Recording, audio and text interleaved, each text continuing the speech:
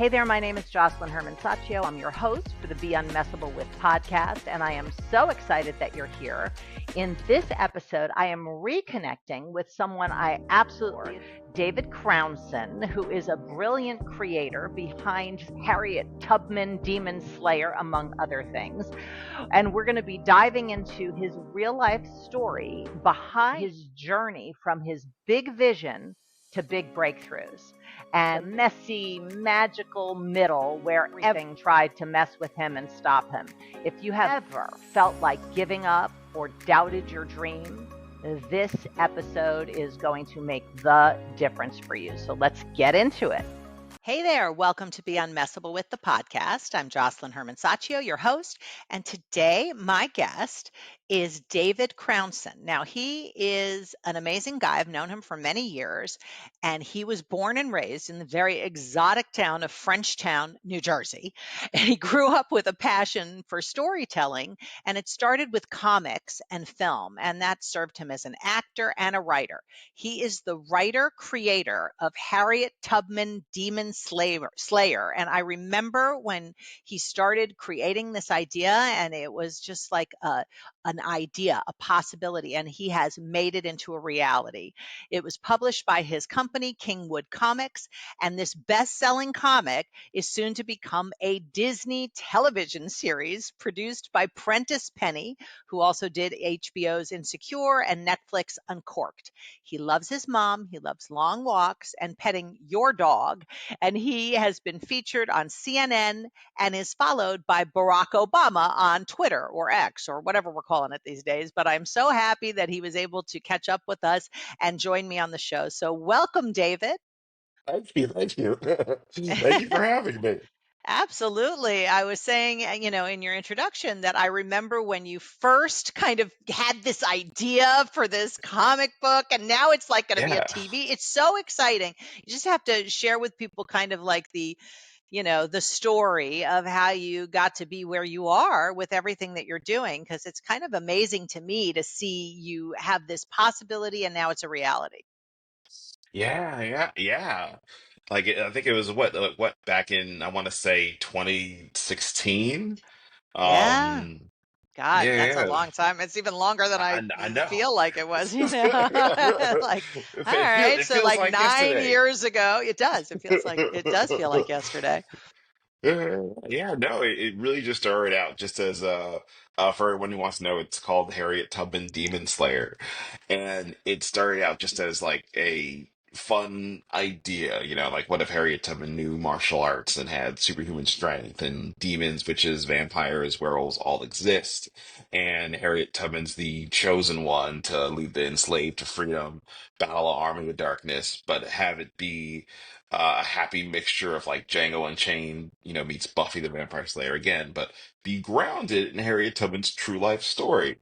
But that was like an idea that I just had like in my head, kind of poking around, and then um, I would I just took like small little active steps to making it a reality, like reading a lot about Harriet Tubman's true life story and connecting with her actual like biographers on like Facebook, Instagram and all that stuff, and and then thankfully having community around it, like positive community around it where start out with just because I think you can do a lot with your friends, but it really takes like that quote, like it takes a village. um and I want to say when you and I, Jocelyn, met when I was taking well, it was the forum, the open Was enrollment. it the forum or the advanced course? I can't remember if It it was the feels. forum. It was the forum. Yeah. Yeah, because I think one of my friends said like, "You have to do this." My friend Melody, he's like, "You have to do this." I'm like, "Okay." And she's like, and this is my friend was very like particular about money, and she's like, "I'm personally going to pay for you to do this Then you class." knew it was Uh, important, right? I was like, "Oh man, that means you're for real. You're like Yeah. throwing like money down for it." Um, and she's like, no, like it really changed my life, and like, and then at first I was like, like in the beginning I was skeptical. I'm like, yo, you sound a little cultish. And she got really sharp with me. She's like, cults take you away from your family. This forced me to talk to my family and communicate with my dad. And I was like, oh my God. Like, that was really intense. Yeah, really. Um, but no, and I think just, I think I was doing the campaign in the middle of it, and I just, shared it, and you just allowed me to have, um, really just stand in the power of it, even though I was only like, because in the beginning of trying to raise funds and make powerful requests with people, I'm maybe talking to 5 or 8 people a day. Right. But I believe that course just allowed me to stand in the distinction of, okay, you're talking to millions of people, and create that within yourself. And every single day. And I think it was like the perfect time to to have taken the forum, just because it was a very scary time, and I think it's a very, but also when things are scary, it just allows you to be more vulnerable, and I think people can listen to you better. I don't know if that's like if I'm phrasing it right. People can listen No, to you better. I think if you're being authentically afraid, not like conceptually afraid, Yeah, if you're just being real about having fear, it's very relatable. So I think people can hear you a little bit more because the facade is a little bit down. So there's more connection available when you're being real yeah. about what you're going through. Yeah, yeah, exactly, exactly that. So, I was really just being like, my most authentic, even being like sometimes silly about it, or even saying like, "Hey, I don't know what I'm doing, but I'm really passionate. I really love this." And that got people to get enrolled in what I was doing, get enrolled in the project. And, now that I have like agents, managers, and lawyers, my manager will say like, say, "Hey man, we love the project, but we really got enrolled in you." Yeah. Um, it's like we know the project is great, like it looks cool and stuff, but you know, just having my manager just like, talking to different like talent and literary people and writers and directors that come in, it's like, yeah, we know you can do the thing, but do we like you? Do I feel like hanging out with you? And the fact that you just showed up like just as like a person, like a three-dimensional person who makes mistakes and owns it and really just owns it. So yeah, Yeah. that's been my journey. And when you have been doing that over the last 8, 9 years, there must have been moments, I always ask people on the show moments where they were really messable with, like circumstances were so difficult that they could have just gone down for the count, been out of the game, but somehow you were able to transcend whatever those circumstances were and emerge, in my language, unmessable with, which doesn't mean being tough. It means being able to stay true to your vision. So, Yeah. so what comes to mind as a situation that kind of almost took you out, so to speak? Hmm. And it doesn't have to be with this There's project. been, It could just be in life, yeah. you know? Oh yeah, oh yeah. There's been there's been so many. There's been so many. Like I think there was a time where I think I had just like raised the funds for the book, and it was like something over like $20,000, and having to pay artists to draw the book, having to pay a printer to print and distribute the book, Right, exactly. um, and all the stuff that comes with that. Like it was really expensive, and and I think there was a time where I mean, again, I didn't know what I was doing, but like you live and you learn. I had to ship the books. Knowing now, like the company that printed the books, they would have just handled all the shipping and distribution for me. But I thought, oh, I gotta sign all of these comics, and it was 600 comic books, and and that doesn't seem like a lot, but it's like, oh wait, I gotta like sign my name Yeah, 600 really. And times. and when was the last time Yeah, you signed your name? I mean, I that's like know. talk about carpal tunnel, you know? Oh yeah, it's just like well, this actually, yeah, because I think around There's this no time it's like, checks anymore, yeah, It's yeah, like it's like, oh, endorse, like that's it. yeah. Like did it 600 times, and I didn't know much about like the postal service, and I mailed all I mailed all the comic books. It took 3 days to do this. And one of my friends, my friend Daria Hunter, who was an amazing friend, she got like a bunch of food and she like packed all the comics. She's like, you sign them, I'll pack them. You write your address on the return address. I'll write everyone's on this like Kickstarter campaign thing. And then we did it. I thought I was gonna write, it's done. But then um I think when you're shipping things through like the postal service, there's like stamps and like things. I just didn't do it correctly, so the post office mailed all of the comic books back, Oh my and God. didn't tell me, and it was raining, and all the comics got damaged. Well, actually, no, they didn't get damaged and destroyed, but they were all like wet, so I had to be really vulnerable, like with this audience of like 1,000 people that ordered, my comic book. And then people were saying like, hey, where's my thing, what's going on? And like people who are kind of like, even though they're not strangers, but they are strangers to me because I don't know them like by face, because with community and people I know personally, it's like 8 or 10 people, but now it's like 1,000 people now. And they're in Michigan, they're in North Carolina, some are in London, some are in Dubai. And then having to be really, and then I was like, hey guys, made a mistake with Postal Service. I'm new to this. I'm sorry.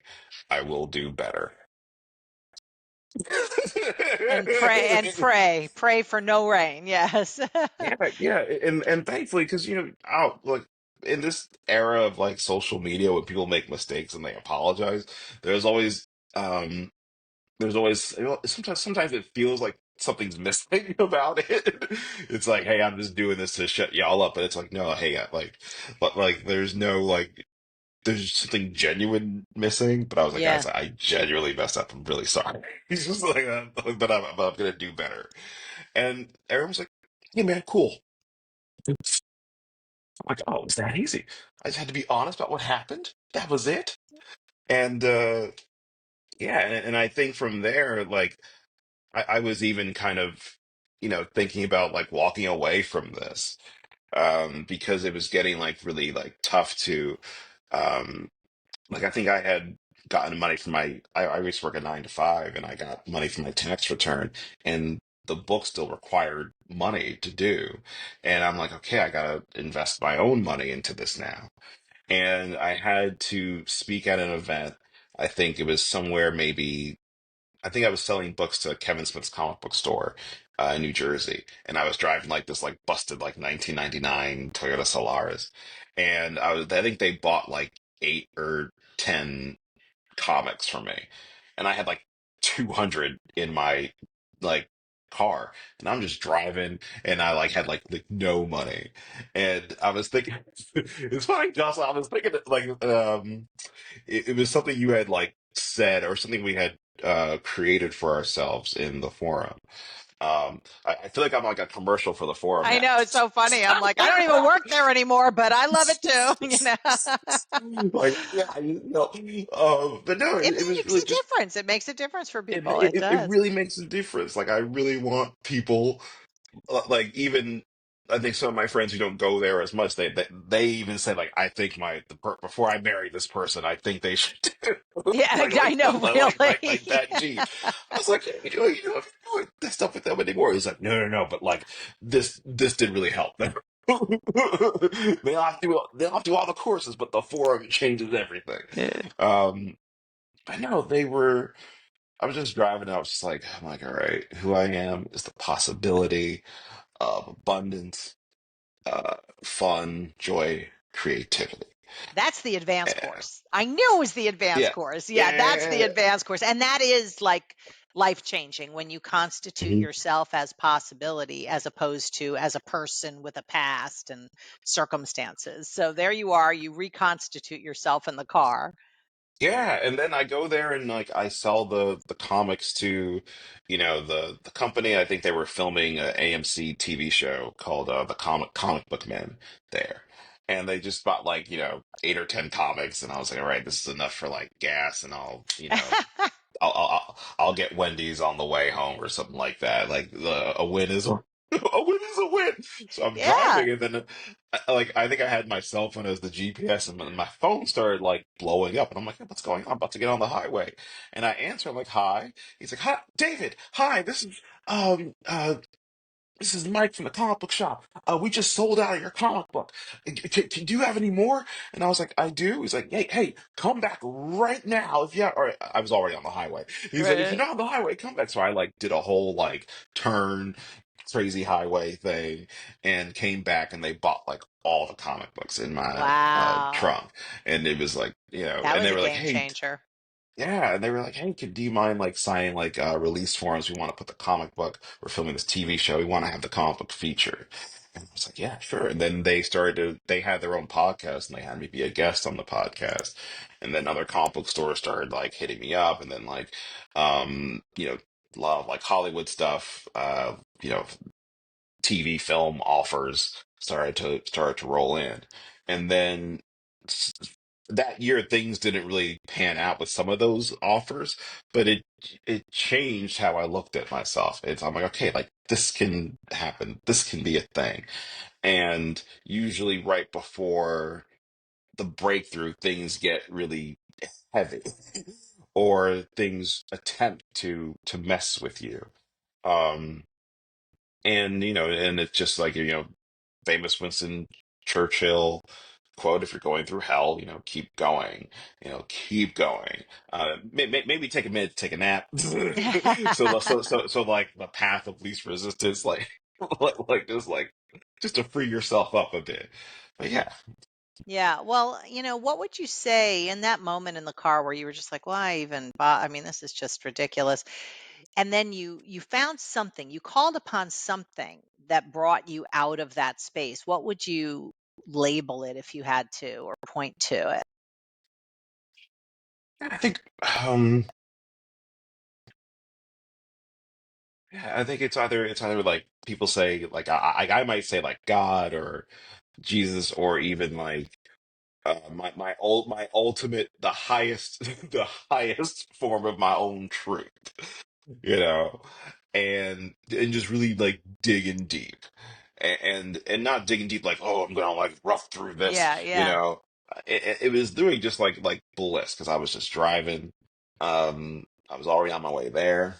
I knew I was going to get something from it. If it was only And gas, then that would have been enough. oh yeah, I'm like, gas can get a cheeseburger combo.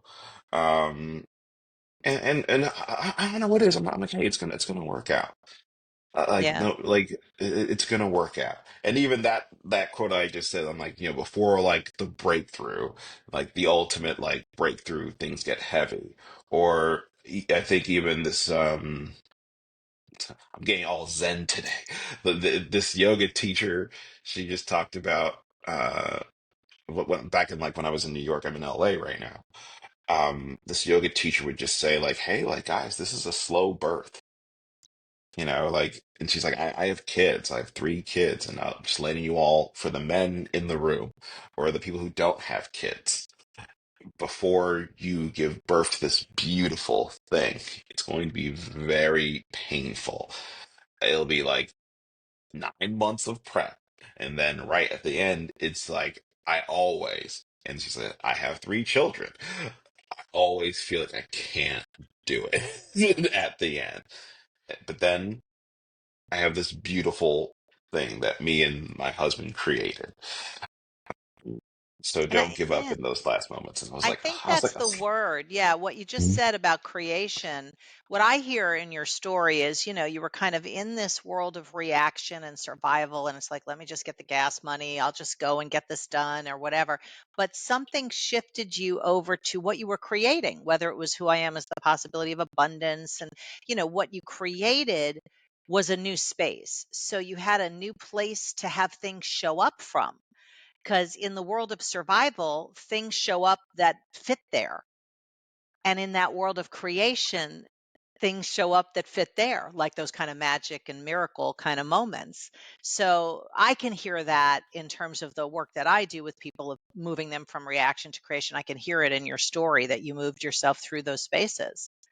And that is Yeah, sort yeah. of, breakthroughs. You're breaking through something. So that thing is, you're butting up against that thing. So when you say it feels heavy, it's like you're hitting a ceiling. And so to hit it, you got to hit it and hit it and hit it. And there's the breakthrough. And then you're on the other side. It's kind of like, I always look at it like clouds. Did I ever share this with you about clouds? No, no. Okay. So, when you look up at clouds and it's like a cloudy day, it looks solid, Hmm. like there's just no way through it. But if you've ever been in an airplane, you know that if you go beyond those clouds, there's like blue sky on the other side. It's kind of like that. Reasons and fears and circumstances are like clouds. They look solid, but they're not. And if you keep going, as Winston Churchill said, keep going through the clouds, keep going through hell, you end up on the other side, which is open space where you can actually create what's next. And how did the Disney deal happen? Hilariously, that was another story with going through clouds, Yeah, right. and also cheeseburgers. Um, it was during the pandemic. I was talking to a buddy of mine because I think the fifth chapter of Harriet Tubman Demon Slayer was coming out, and I wanted to make a big noise about it. And my friend Lex Kimbrough, awesome filmmaker, cinematographer, he's like, "Hey man, like we're all home. This is like November of 2020. How about I just drive over and help you shoot it? We should make a commercial for it." And I was like, "Yeah, man, that's what I want to do." And he's like, "Hey man, just assemble your crew. I'll do the cinematography for it." And that's what I did. And I got like friends I used to like work with at this restaurant. One of my friends who's like an aspiring actress and a model who like looks like Harriet Tubman. Um, Dressed up as Harriet. And then one of my other friends who I went to high school with, he's like, "Hey, you guys can film in my barn. We have a whole smoke machine to like help you out." And yeah, and I think I found like a wardrobe, vintage wardrobe place. And, I put like all of my money into like making this commercial, and it went from like money to like an almost okay, really irresponsible, everyone. Don't do what Um, I'm saying, he said. yeah, yeah, yes. Don't do or do it within reason, Yeah. like from positive to like a negative balance. But we came up with this really amazing, beautiful looking um teaser spot, and I was really proud and really excited for it. I was like, "Yo, this is gonna blow up. It's gonna break the internet. This thing I directed. It looks great. Lex did an amazing job editing this thing. It's gonna pop. It's gonna be great." So, anywho, I posted, and I'm like thinking, all right, it's gonna like have like 1,000 views or 1,000,000 views. And I think it just sat there for a few weeks. It got like 200 views. And I was just like, I was like crushed. I'm like, oh no, I was gonna use that money to move back to New York, and I was I living with my family, know. yeah, in New Jersey, and I'm like, what am I doing? Why did I do that? So anywho, I think I used the last of my money to again get a burger and some fries from like Wendy's, and then I get a call from my friend Sebastian.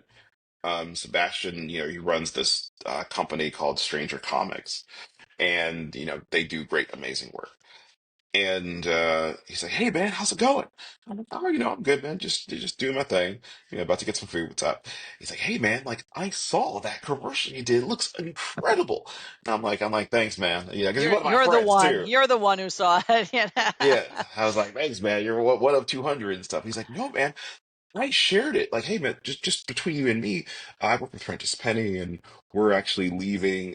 Prentice has a deal with HBO, but he's going to be leaving HBO in 2021, and we're either going to go to like Netflix or Disney or Amazon to develop big budget TV shows." And I showed him the thing you made, and like and then he showed his whole entire production team, and they all loved it, man. They were going crazy for it. What's going on with Harriet Tubman? Like, are you interested in like making a TV show with us? And I was like, yeah, Nah, I was like, I yeah. don't think so. Yeah, so that's kind of how it came about, and like, met Prentice, and I'm a big fan of his stuff. Like, I really love Insecure on HBO, and just immediately.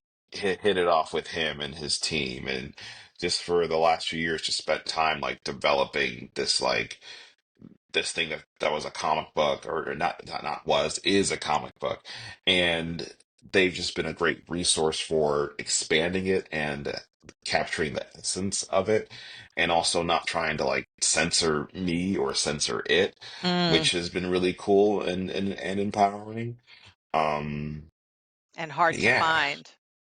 Yeah, because won't go through all of them, but I've been through like the true Hollywood of like, hey, we should do this to Harriet Tubman, or we should do that to Harriet Tubman. That's the complete opposite of what the book is and and who Harriet Tubman was.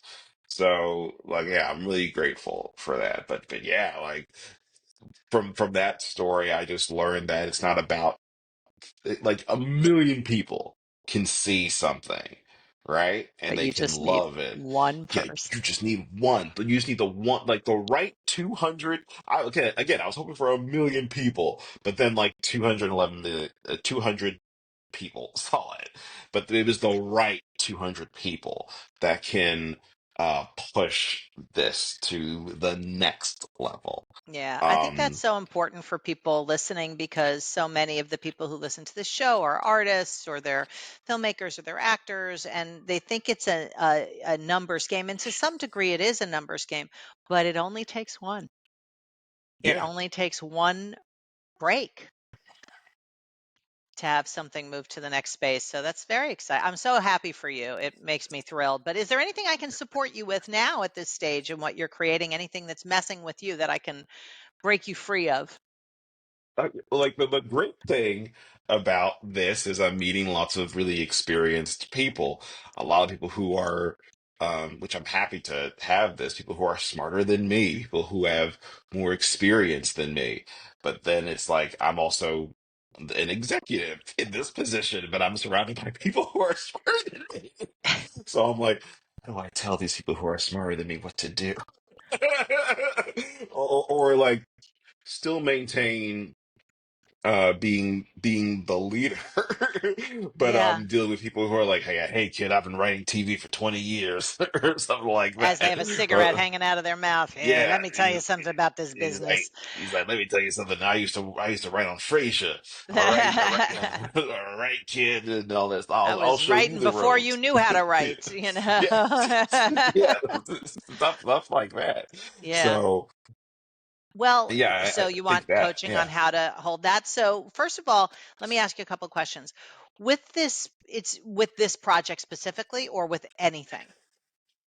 I think with anything.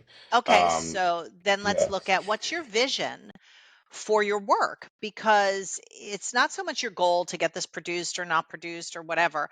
It's more like what is the spatial experience that you want once these things are Mhm. produced? What do you think is going to be present, like as a space or as an experience? That's what I mean by vision. So what would you say is your vision? uh, Awards. But let's say that's really a goal too, though. Let's say you got awards, then what would be available that isn't currently available, like as a space or an experience? I think it's a new community. It's a new community of, because essentially it's like I'm working with oh man, I can't even gonna say this. It's like I'm working with my parents in a sense, people who I look up to and who are smart and um I would say smarter than me, but I'm like, okay, maybe this just makes me a better communicator. Maybe this makes me, because so many things you see in like leadership, it's people like, um, it's, oh man, I want to, can I Yeah, say say this? that. What say it? We'll tweak it. What is it? It's kind um, it has to do with politics. I can always edit it out. Go ahead. Okay. It was.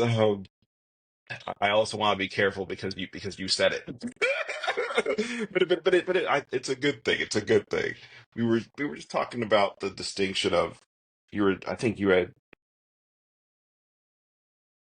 mentioned like so we were talking about differences in leadership and what does that look like. And you had said something, and you weren't picking sides, which I Right, right, like. right. You were saying, "Hey, I'm just no matter what how you feel about it, these are the. It's just it's not about like what is it? Sorry, all this landmark. I don't know. Maybe because it's you, but all this landmark stuff is coming up. My clearing is But transformation. yeah, it was. Hey, Barack Obama. When he's talking about stuff, he speaks from the distinction of we and us. Interestingly, when there is a mistake, he says I. When Trump talks about things, it's always from the distinction of I. When something fails, it doesn't even become us; it becomes them.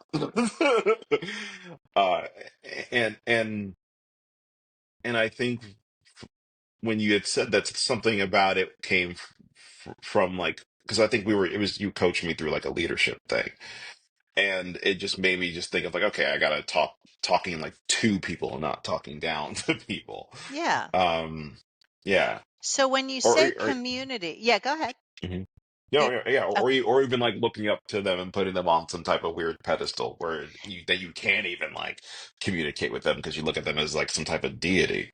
right, which is, not quite what you're describing with the people you're working with that have all this more experience and all that kind of stuff. There's some sort of level appearance of a level thing for you. It's like, how do I tell them what to do? How do I be a leader? You think leadership, and I'm asserting this, tell me if I'm off, has something to do with like a role versus a space. Because when true leadership is present, it's not about doing something or saying something. It's about being a space where leadership emerges. So the stronger leader you are, the more leaders you'll have around you. And that's how, you create high performance teams, because high performance teams aren't like a high performer and a bunch of mediocre performers. It's about all like championship team, like an all-star team, and building an all-star team. But if you look at the goals that you have in terms of the awards and the community and all that, what would you say is the vision, like in the words that you might remember from Landmark, but possibility, like what's the possibility of all of that? If all that got accomplished, what would be available for people, for you as an experience that isn't available? Hmm. You said about we're all a championship all-star team,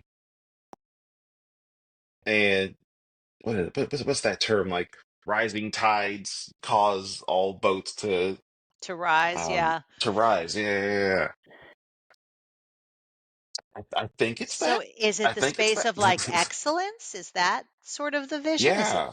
excellent? Yes. Yeah. Okay, so if excellence is the vision, you can look at that as like a context instead of content. Content is the awards and the TV show and all the stuff, right? But context is what's going to shape your experience in life. It's kind of like, you've seen me do this a million times, but in the context Yes. number, this finger I'm holding up is a one, and in the context body part, it's a finger. So, in the context of excellence, your conversations that you've had considerations about having can have a new light, because it's not David, it's the space of excellence that's communicating and creating. So if you can keep that vision sort of like your North Star or your truing mechanism when you're having conversation, when you notice yourself being afraid to say something or feeling like, oh, who am I to say this and da da da, if you can shift out of that, see it, notice it, and go, okay, now what am I creating? I'm creating excellence. Okay, now let me speak from there. What action or what can I say that's going to presence excellence right now, that's going to move us towards excellence right now? It'll keep you from hanging in that messable with space of who am I to. And it's like, well, who are you? You're the possibility of excellence. That's who you are. MF, my friend. It's like that's who you are. I literally just made that up just now. That is not something I've ever said before, that MF thing. That's pretty funny, actually. That's funny. That is funny. I'm That, going to borrow that. That's funny. please, please. And please use the word unmessable with in all your stuff, because I want to get the word out there to as many people as possible, because words create reality. Yeah, yeah, Yeah. yeah, yeah, So does that give you a place to come from with this team now, this excellence with your high performance all-star team? yeah. Because yes, it does. Um, yeah. Yeah, because I'm like, I was just looking at like just like the list of people, and at first it was like, I'm like, oh, this is cool, and then I'm thinking about like, oh, okay, there's going to be a time where I'm going to be in a room with these folks for 18 weeks of my life, and and then people are going to say, all right, yeah, you have to create the thing now, the money where your mouth is, Mr. Crownson, and I'm Yeah. like, okay, I might do this, and what if someone questions it, or what if I have to say I don't know? Because it's a But big I think leadership that's thing. really powerful to be, the best leaders can say, I don't know, because you don't have to have all the answers, but the team can co-create the answers. So if you start your meetings and you start your relationships with these people inside of, listen, what I'm committed to is excellence, and that's why I'm so happy you're on this team, because I know you're the embodiment of that, and I can't wait to co-create with you. It's not like can't wait to tell you what to do and be your leader. It's like, no, I can't wait to co-create this project. Uh, uh, sorry, Yes, sorry. It no feels it problem. feels it Yes, feels like I'm in exactly. class. I'm like, right? I know you're taking notes, no problem. I'll send you a copy of the episode so you can, but really it's like people think that being a leader is like this level thing, but if you're right shoulder to shoulder with people co-creating the vehicle that this happens to be the vehicle right now, but it's not the only thing you're ever going to create. And it's not the only Yeah. project you're ever, obviously. So, that methodology of shoulder to shoulder co-creating is one that will serve you in your vision being fulfilled. Co-create. I like that. I like that.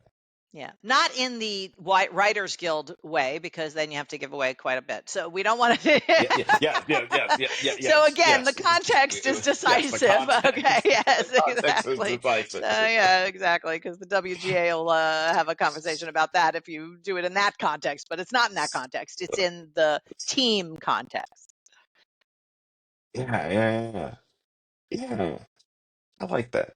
Oh, thank you for saying that. So it's Thank my you, Jocelyn. complete pleasure. Thanks for giving me the opportunity to make a difference, my life's work.